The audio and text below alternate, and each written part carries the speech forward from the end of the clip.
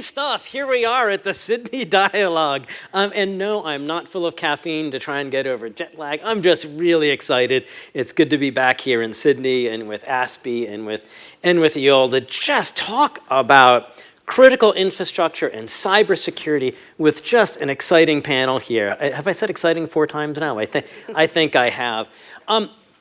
So this has been a topic that interests us all. We're going to try and tie it in to the panels that we've already had in the firesides.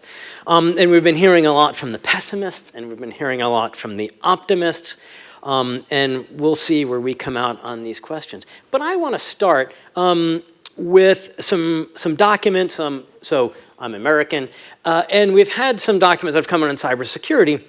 And I'm going to be asking each of you, it's a short survey, on which one of these is very recent, coming from the Biden administration, and which of these comes from 10 years ago, from earlier in the Obama administration. Contemporary technology cannot provide a secure system in an open environment. So basically, cybersecurity is difficult.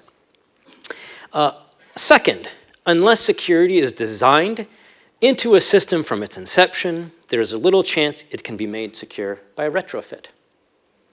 And third, no later than 5 years from today, the United States shall have achieved and maintained the ability to protect the nation's critical infrastructure, so that any interruptions or manipulations must be brief, infrequent, and manageable.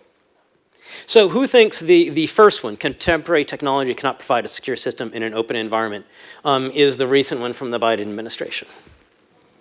Well, no one's biting on that, or you're still getting your tapes. Okay, second, unless security is designed from a system from its inception. How many folks are saying that one? Okay, I'm seeing a few more hands. And last, that the United States shall have protected its critical infrastructure within 5 years. Okay, a few more there. Well, it turns out this was an American deception operation, because none of those are recent. No later than 5 years from today. That was from 1998, critical infrastructure protection from the White House, PDD 63, so that came from Clinton. Secure by design, 1972. It was a document for the United States Air Force. And contemporary technology cannot provide a secure system in an open environment was from 1970. So that might lead us a little bit to the pessimists. Right, we've been working at this for over 50 years that we have not been able to get cyber secure. For over 27 years, we've said critical infrastructure protection is important, specifically through public-private sector partnerships. That was the White House strategy that led to ISACs. And yet we are still trying to figure out how to do those partnerships today. So our grandparents were working on these issues and bequeathed them to us. And unless we do some different things today, we're going to be bequeathing these to our children and our grandchildren and the 10 great-grandchildren, like we heard from the uncle earlier.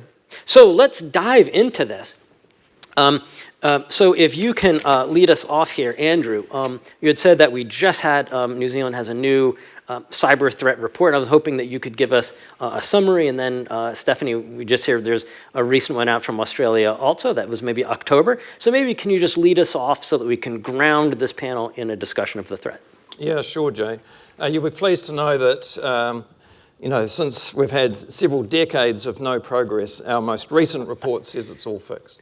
All right, thank you everyone, T. Okay. No, so unfortunately it's not, and just so that you understand, the GCSB is New Zealand's lead organisation for cybersecurity and for signals intelligence, and every year we put out a cyber threat report, and our most recent one came out this week. Do you know how long have you been how long has that report been coming out? Do you know, is that just the last couple of years, or is that a long term? It's been coming out a number of years. Okay, we'll always try and put one out. So yeah, look, I think the key thing is, and you can see this in the report, is that what happens in the cyber realm within our country and many other countries is a result of what's happening in the wider globe. You know, you get a messier globe, more volatile, it's going to come out that way in your country as well. But we've put out 5 key judgments. The first one is that state-sponsored cyber actors are still very persistent in the networks of the country. And if I look at what we would call our nationally significant organisations. That's critical infrastructure, it's government, it's major exporters. Then when we look at the significant cyber events from the last 12 months, a quarter of those we can link to state-sponsored cyber actors. A quarter? The second key judgment is around criminal cyber actors. These are the financially motivated actors, which are still responsible for most of the cyber incidents in New Zealand. But the key change that we're seeing there is really a commercialisation or industrialisation of what they're doing, where you don't have to have your own hackers anymore. You can get malware as a service. In the same way that this is happening elsewhere, you can get anything as a service these days. Same in the criminal realm. The third key judgment is around hacktivists. And over the last couple of years, we've seen an increase in activity from hacktivists. Hacktivists are people who are issues motivated, cause motivated, and they're out to make their presence known and their cause known. A good example, there are several over the last couple of years, but a good example of that is people who would call themselves Russian patriots. And they're out to make a mess and their presence known in countries that might have shown support for Ukraine. And these are generally attacks such as DDoS attacks or defacing websites. And that's really been the same since 2007 when the Russian hacktivists going after Estonia. So here we are, 18 years on. Here we are still. But that's peaking because of events in the global environment. The fourth key judgment is around supply chains, digital supply chains. What we're seeing is a bit of a shift where hackers are making their way into Organisation B through Organisation A. And Organisation B might have actually quite good cyber security, but Organisation A may have less secure and less protection, but as a trusted partner with Organisation B. Not only that, they may be a weak point through which they can get to multiple organisations. Is that tending to be the state-sponsored that are doing that? It's actually both. Yeah. Okay. So both, meaning them or for criminal groups? And criminal, okay, yeah. And then the final one is actually around vulnerabilities. And this is an interesting one because what we're seeing is, the state-sponsored actors are often more sophisticated. And I think sometimes we get the sense that these are all hackers that have kind of technological superpowers to get into people's networks. But that fifth judgment basically says when we look at all of the cyber events throughout last year, the vast majority were exploiting known vulnerabilities for which there are already patches and solutions, but they haven't been applied, and that's how these people are getting in. And I think this is a difference between what we were hearing this morning on the AI, like what Roman was saying on the AI safety, right? It doesn't matter how much money, don't really know how to do it. A lot of cybersecurity ideas, we kind of know what needs to get done. It's just hard, and we don't know who we're going to stick with the bill at the end of the day. That's great, Stephanie. And so maybe from the Australian perspective, can you add a little more on or any additional color? Yeah, I'm going to say ditto to everything that Andrew said, but I guess I think a trend that's really stark for us in Australia is really, and it's both on the state-sponsored and cyber criminal side, there is a huge market on the dark web for stolen credentials, so stolen usernames and passwords. And there is the cyber criminals know this, they're driving the design of malware that's specifically purposed for collecting usernames and passwords and details from web browsers. And they've struck gold when they compromise an individual's device, but they've stored their corporate username and password on that device. And so we are seeing, I think, around 42% of the incidents, the major incidents we responded to, involved an element of usernames and passwords that had been previously stolen. And I think what's staggering for us is that number's significantly risen since the last time we did a threat interesting. report, from around 30% up to 42%. And so we have a bit of a challenge in Australia to be really starting to push for action. We've been talking about multi-factor authentication for a long time, but actually we need people to either implement that or start considering modern forms of authentication like passkeys that remove some of the need for usernames and passwords in the environment. Because as you can imagine, if you have a username and password, a network defender, it's going to be very hard for them to detect someone breaking into the network if they look legitimate. Two things really that hit me, because one was that percent that's using valid credentials has been going up. Because from what I've read in other places, like the Verizon Data Breach Investigation Report, which has one of the gold standards they've been reporting for 15 years, I believe they've seen it go down. And so that would really be something if it's going up for Australia at the time it's going down. Because it's a really important statistic. Because if we are succeeding in disrupting the adversaries, right? If we're flipping around the quotes that I gave you so that the attackers are having a difficult time, then they can't just log in using valid passwords that they're able to buy. We have to force them to hack, right? We have to force them to not just use open vulnerabilities, but to use 0 days. Like they have to develop something and they have to be sneaky and they have to be ninjas about it rather than just that. So I hope that turns around, because that would be important. And also what's interesting is because multi-factor, it's so good and it's tempting. Do you know, is Australia pushing for that as within regulations? I know that's outside of Yes. outside of ASD, but we are as a government. Home Affairs lead the policy responses. Of course. Really focusing, I guess a lot of the challenges we've had in the Australian market are around IoT or Internet of Things devices that have been proliferated throughout the economy with default passwords.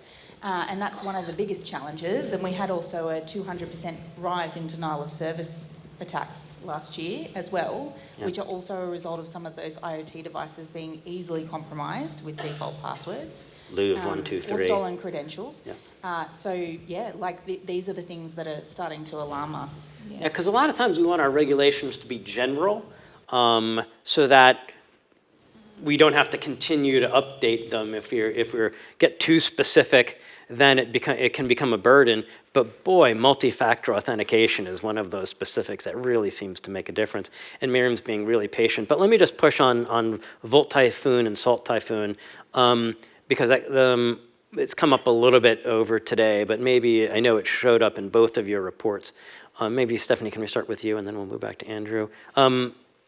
If you're comfortable talking about Salt and Volt and what we mean by those. Yeah, so what we mean by those, and can you move your microphone? It's kind of getting caught up in the fold there. Yep, thank you. With that, okay. It's black, it's hard to see it blending in. So Volt and Salt Typhoon are, well, we didn't come up with those names, those are Microsoft naming conventions. It talks about actor groups that are using what we call living off the land tradecraft, and actually using credentials, so usernames and passwords, and logging into the environment legitimately is like living off the land, blending into the system, operating as a legitimate user, and if not, blending into system processes. And what that means is, in a cyber security context, if you're a network defender, you often look for strings of evidence or remnants of malware that's on the network, and this actually changes the way we look at what's happening across a network, because you have to look at it differently in terms of network behaviours and what's changed and what hasn't, as opposed to actually looking for an indicator that will give you technical evidence. Don't know if that's you. Anything to add, Andrew? I think what's interesting about Salt and Volt Typhoon is the airtime they've gotten. You know, so we've put out public advisories, as have a number of countries. It's obviously hit the media over the last 2 years or so. But I think it's causing interesting conversations, including amongst critical infrastructure and chief executives. Salt Typhoon is mainly about espionage, but Volt Typhoon is mainly about pre-positioning to be able to disrupt critical infrastructure systems in a conflict or near conflict environment. And I've noticed that our chief executives of some of our critical infrastructure, they have good connections with their counterparts in other countries.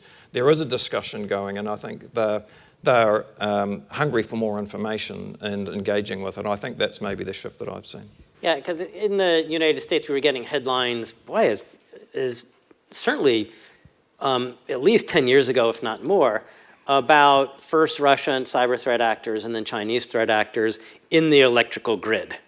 And there was a famous book by Dick Clark and Rob Kanaki called Cyber War that said, boy, if we're going to have norms, maybe that's one of the things that should be, that states should come out and say, we shouldn't do this, because that's dangerous in the electrical grid, right? There's no espionage value, and if you sneeze wrong with your capability, you might end up accidentally taking down someone else's electricity. And so this recent, boy, it's been what, maybe 2 years of the Volt Typhoon news of the Chinese cyber threat actors in United States and other countries. It's quite a few countries now, isn't it?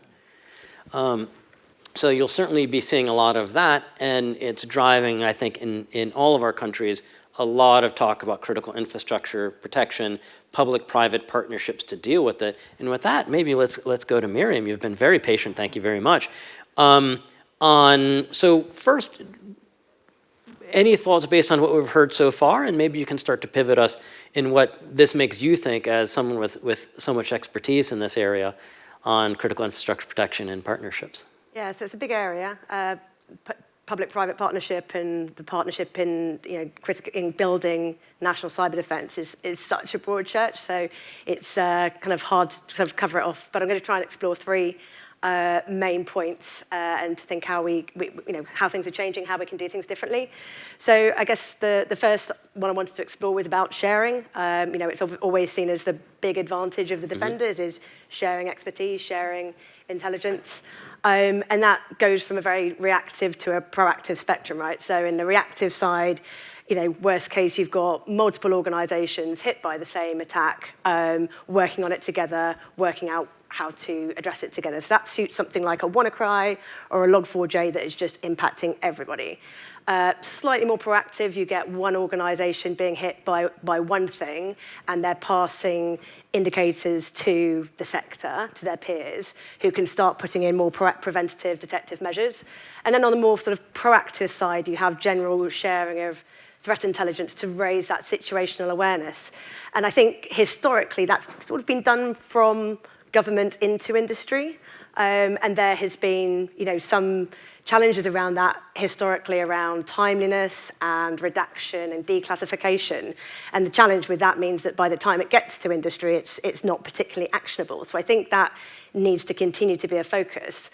You do see it in the other direction as well, so particularly in operational environments. So, for example, law enforcement operations like Operation Morpheus, many countries participated in that, but they also, in pursuing this Cobalt Strike takedown, use some threat intelligence from industry as well. So it does go in the opposite direction. And I think the balance is shifting as well in terms of not all the intelligence sits within government anymore. There's clearly a lot more information in the open source and in the private sector, whether that's telemetry or whether it's open source intelligence or customer information. So I think part of the discussion is moving to how government integrates that into their own sources. I had it was maybe 10 years ago now, maybe 8 years ago, I had a colleague, Dmitry Alperovich, who was saying that, talking about the defense industrial base in the United States, but also other defense companies. And he said before sharing, it used to be, he was with CrowdStrike, and they would see, particularly Russian threat actors, hitting one defense company using a unique zero-day capability, and then hitting the next one and hitting the next one. And he said the sharing had gotten so good that they couldn't do that anymore. If they wanted to hit more than one company, they had to use another one of these rare and expensive capabilities. And that was really promising. What a great sign of success. Yeah. In that we're forcing them to hack, we're forcing them to use these expensive and rare capabilities. Yeah, and I think the communities change and evolve over time. So there's a long history in the UK of information sharing exchanges between sectors. And then there's some communities that have grown and they've kind of become too big. And so the level of trust within that community goes down because it's not got that informal and individual-based relationship to it. So I think there's journeys in terms of the trust that those communities have. And ultimately, a lot of that is built on collaboration. So particularly when you get experts working together on a collaboration or on a task, on an investigation, that person-to-person collaboration really does build that trust. So I think that's part of what we need to be doing is looking for ways to work together and build that trust. in the early days of the financial services ISAC, we all thought that it had to be anonymous, and no one would share if it wasn't anonymous. And we'd all get on a call, and there was one Australian who would join on the call. And, oh, mate, like, this is really bad. Sorry. And, like, anonymity didn't matter because everybody knew who Byron was and what bank he was with. Many of you probably know who I'm talking about. And it was great because all of a sudden we said, we've built the trust. We don't need to be anonymous because here's Byron talking about what's going on. And then we'll go ahead. I think you're going to follow up, and then we'll go to Stephanie. I'd really like to highlight quite a positive example of that role modelling of trust-building behaviour, which is over the last, 5-10 years, we've just seen organisations voluntarily coming out with a lot of information about their experience of being a victim. So, we've had a series of organisations, private and public sectors, that said, announcing, we got hit, this is what it's felt like, this is what's happening, this is what we don't know. And I don't think that's particularly driven by legislation. I think that's just good role modelling behaviour that is building that level of trust, as well as the information being very, very useful to others. And we'll come to Anthropic talking about the Chinese cyber threat actor use of Claude, but good on Anthropic, right? They came out and said, here's what happened, right? Everything about that screamed like someone was misusing our stuff, and this is embarrassing, and they still came out with it. I'm sorry, Stephanie, you were looking to come up. I think we were talking about, I'm curious in this thought about trust, and so maybe either international trust between countries or how you're seeing the public-private sector Well, I did want to make a comment on Yeah, public and private sector trust, because actually that's something we've been really working on, both as ASD but also in the Australian government context. We've always at ASD operated on a basis of confidentiality with industry, but I think over the past 5 years it's fair to say there have been a number of cyber incidents in the public domain, big data breaches that have caused a lot of uncertainty in industry around when they do share information with government, where does it go? And how do we know that our information is going to be protected and not used against us later? And we've worked hard with our policy agencies. We actually had the Cyber Security Act introduced at the end of last year, and what that piece of legislation did was actually amend the Intelligence Services Act, which is ASD's legislation, and it put a limited use obligation on ASD to only use information that industry provided to us for cybersecurity purposes only, and gave legislative assurance to industry that actually we can't provide any information you share with us with regulators, and it can't be used in punitive action or class actions afterwards.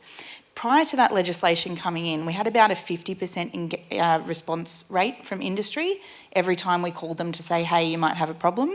We're now a 75% response rate from industry, just as a result of having that sort of trust and assurance through a little bit of legislation. So it does go a long way sometimes to give that assurance to industry.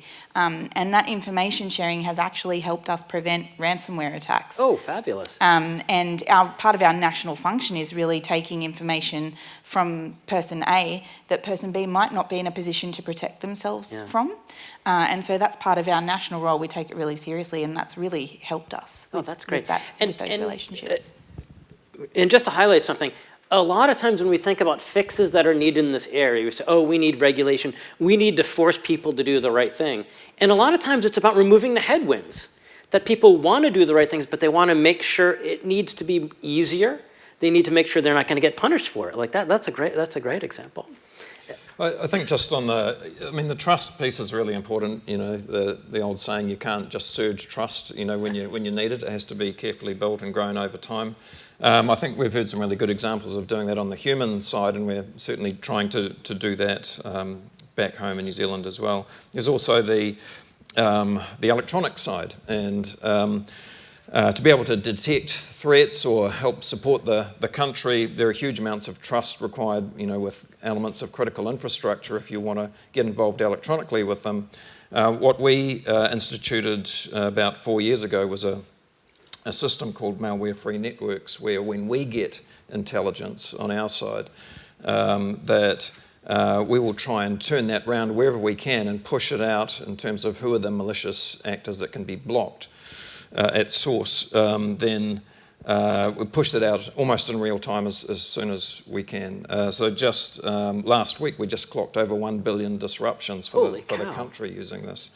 And it's just the uptake has been such that our major ISPs and telcos have all adopted this now, which means the vast majority of citizens in New Zealand are getting this protection with key known malicious actors getting blocked before they can get through. And that's such a great example, and 1 billion is such an important number. Can you just spend another 30 seconds? Like, what do you mean? What's happening technically? Not too technically, but what's kind of happening here? So we'll hear from trusted partners overseas, or we'll get a report somewhere in the system. But we're an intelligence agency, so our job is to find out where the threat's coming from. But it might be reported, might be from somewhere else, and it might be a specific ISP that's a threat. Okay. We'll push that out down the wire straight away to all of our partners, and it's blocked straight away. Passed in what form? I'm not the technical guy. Yeah. Because and where I'm pushing with that, sorry, is in the olden days, this used to happen like we'd push PDFs.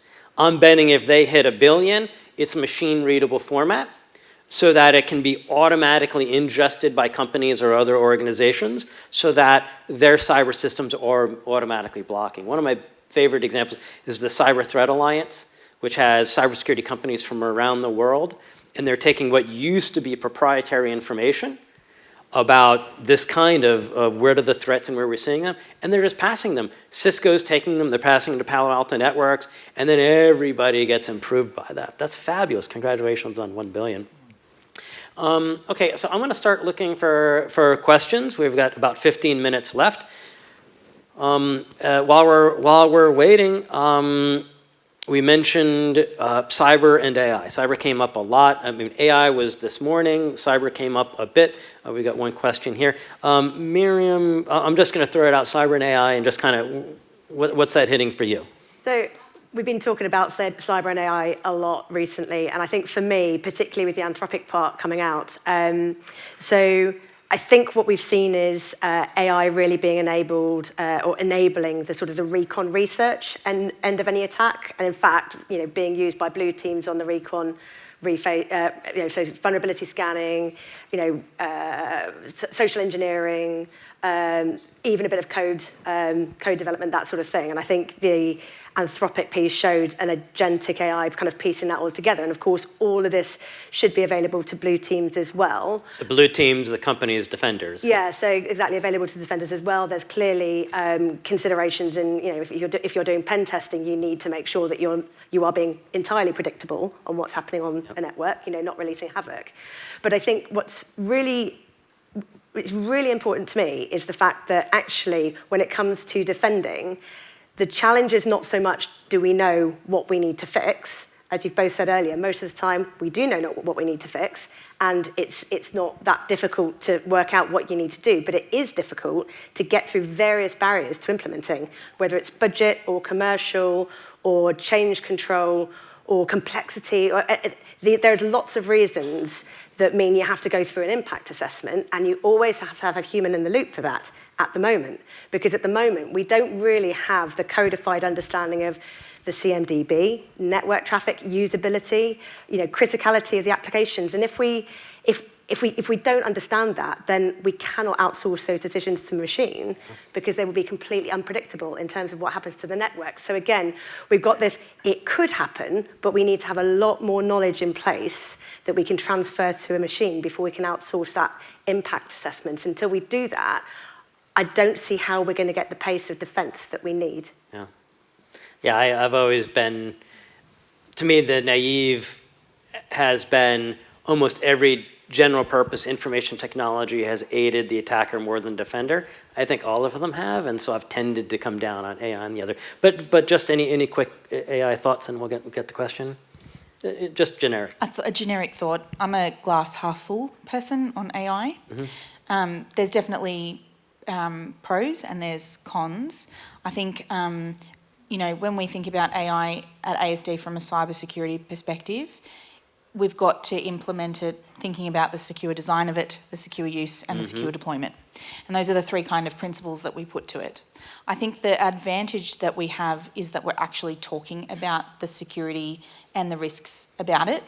if you think about the history of the internet, none of those things were ever really talked about. So I am a glass half full, but I do think we can't be afraid of it because our adversaries are not, and they are using it, and they are significantly improving their ability to be much quicker than what they are. So we do need to engage it, and we do need to think about how we use it for defensive purposes. And we're talking about something that some of you might not have caught when Daisy mentioned it this morning from Anthropic. We'd seen in the past where AI was being used by cyber threat actors for specific things, to help with reconnaissance or to help with the hack or help to remain hidden. But what they'd seen was a Chinese state-based threat actor that used it for basically the whole thing. It was still human moderated. To compare it to when AI was drawing pictures, like this is still maybe when AI was drawing, like 6-fingered hands and everyone was going, ha ha ha, AI is so stupid, it's never gonna be good. But it started there and then it got a lot better. And so I think for us, we're seeing this and saying, well, this wasn't really that great a hack, it wasn't even particularly successful. Ooh, but maybe this is the 6-fingered hand. I think for us, the bad guys always get first mover advantage, or normally do. So, and they have that at the moment.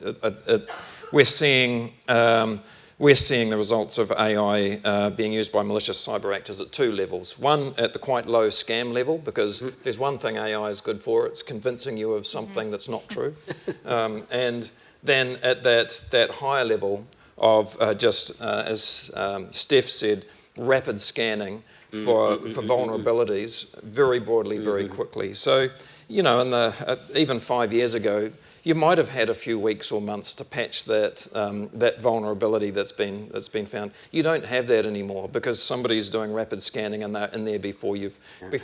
So you have to be very quick at those patches. Even better, secure by design. I know, but we've been talking about it a long time. But those sorts of things are so important.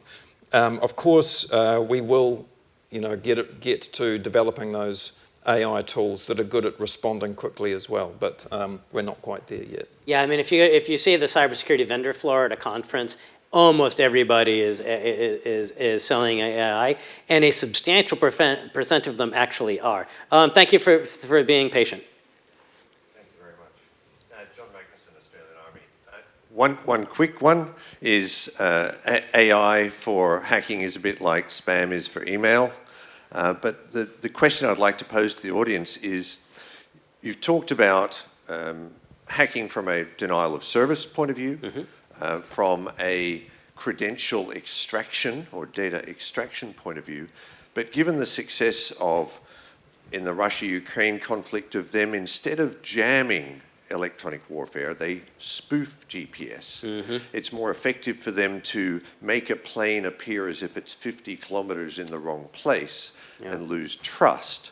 How do you see the threat of information degradation or insertion into our systems, be it health or otherwise, which we're probably not really prepared for? Yep. Thanks. Andrew, given your Air Force background, maybe you can lead us with that. Yeah, I think essentially what we're talking about is disinformation, but in a different form, and to create loss of trust in what would normally be either trusted partners or trusted tools. So we do see that. It's inevitable that will also be exploited more. Some of that does take an effort, though, on the adversary side. And despite everything that we've talked about, there's still a lot of opportunism in malicious cyber actors, in both state-sponsored and criminal cyber actors, looking to do things at scale, looking to do things as quickly as they can, looking to do things that don't take as much effort as they should. So I do think, yep, it's a real thing. We have seen it, there will be more, but also I don't think it's going to be the predominant thing because it does take more effort. But I think the wartime is an interesting context for that, where states might make different choices. Miriam? Yeah, I really agree actually with the premise of your question, in that you think back to Stuxnet, which is a really old attack now, but it's still it's the death of trust by 1,000 cuts, and it's very, very hard to detect, particularly if you're not looking for it, because the effect can be over such a long period of time. It's like the boiling frog, you don't really notice it. So I completely agree that needs to be part of what we're looking for, what we're measuring. Just in the context of the conflict in Ukraine, I think what's really notable is how quick capabilities are evolving there, both on the defence and the offensive side, because that is the wartime tempo of getting new capabilities out there really, really quickly. Secure by design is a challenge in that sort of context, but getting things out really quickly, they are being reacted to, researched and compromised within weeks. So that whole tempo is just evolving things so quickly, particularly around the drone technology space. So I really agree with the premise of the question. Yeah, and I think you're seeing within the cybersecurity community debate and questioning of what lessons from Ukraine are interesting, right? Because Ukrainian defense has gotten so good that the Russians are basically resorting to smash and grab operations, or at least they were in the last update that I read from the Ukrainians about a year ago. But just because I'm a cyber history guy, I wrote a history book about cyber conflict. And 1996 was the very first combat cyber unit. It was in the US Air Force. And they reported in an exercise getting the air tasking order. And if you're in the Air Force, right, if someone gets your air tasking order, like, that's the whole plan for the next 24, 48 hours of what planes are going to be where. And they got that immediately in the exercise. So they would have been able, you didn't need signal back in those days to, to figure this out.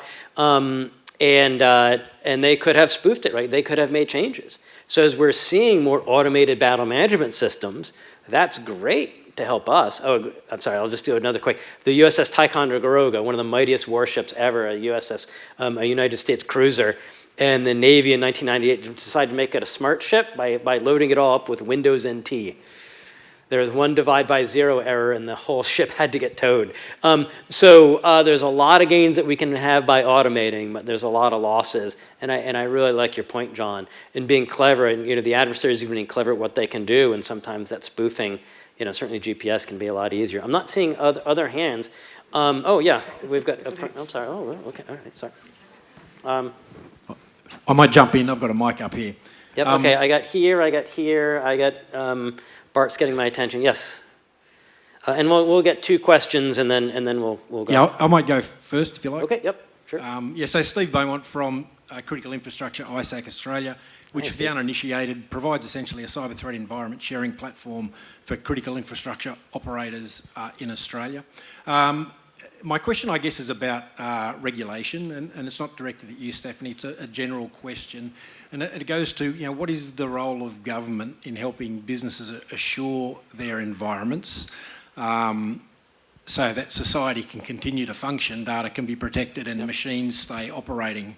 And I guess specifically the role of regulation, and you mentioned limited use, it's had a really good impact, and I guess we're all wondering what's next. Yeah, great. And I've got 2 minutes, so let's get the other question, and then we'll get the final comments. Hi, Tim Fawcett from Cisco. My question is not dissimilar, but I was going to come at it from an arts degree perspective, which is Giuseppe Lampedusa's famous novel, The Leopard, has a very famous saying in it, which is, if you want things to stay the same, then things have to change. So my question is, what things have to change? Yeah, great. If you want to finish us off, Miriam, do you want to? Yeah, I'd like to just make a comment on the legislation question. So I spent 10 or 15 years as a security advisor. I talked about what it's like trying to get changes through. All the barriers that you hit trying to get things prioritised just for the basic things. And I would say that there's two things that actually change the dial when it comes to getting that senior level mind share. One is a massive incident, so that everything's on fire. The other is legislation that makes the seniors accountable, because then they start asking you about it. So I would definitely say it's a really important lever for industry to be able to have that sort of push of legislation and the accountability at the board level in order to be able to drive that sort of improvement. Mm-hmm. Great. Any final thoughts, Steph? On the question around what's government's role in sort of helping business, and just to add to that, I completely agree. Miriam, thank you. I think think our role is really around helping with standard setting, helping remove from the environment scalable issues that are causing a lot of harm to a lot of businesses. So working on things like the standards for IoT devices and working on regulations around the products that are coming into market to make sure they're secure by default or secure by design if we can. That's the ultimate aim, because from an economy perspective, we want to uplift everyone. So that would be my view there. And then what needs to change was a question down here. From my perspective, and I talk to a lot of boards around Australia, it's a big part of what we do at ASD to have conversations around what questions they're asking of their cybersecurity teams. A lot of the cyber risk plans that we see across major Australian companies are focused on that of data theft and reputational risk, which is a really good way to focus. But actually, given what we talk about in the threat environment, Andrew talks about this as well, but given that we've got a change in intent to disruption of networks and also change in tradecraft, those plans now need to be built on the possibility and scenario of service disruption and thinking about the safety of people that some of our operational technology environments and some of those critical infrastructure systems service. So a focus on cyber risk management from that perspective is required, and thinking about how would the company or the business continue to operate manually or in business continuity terms if that happened. Great, thank you. Yeah, I think in terms of what the government's role is, so cybersecurity is a national security issue. So the government's role is leadership, but we haven't sort of talked about the other elements of the cybersecurity ecosystem. We sort of haven't had the time here today, but clearly there are very significant commercial players in this as well, providing really good capability and support in that ecosystem. So I think you start with the idea of leadership. The government needs to show that. Below that, you actually need to get out and start and talk to the players in the ecosystem and figure out who needs to play what key role in that. Great, thank you. If you're interested in cyber regulations at Columbia University, we have a cyber regulations lab with a newsletter, a student-edited newsletter that comes out every 2 weeks. Just search for Columbia University cyber regulations. And with that, please thank me please join me in thanking our fabulous panel.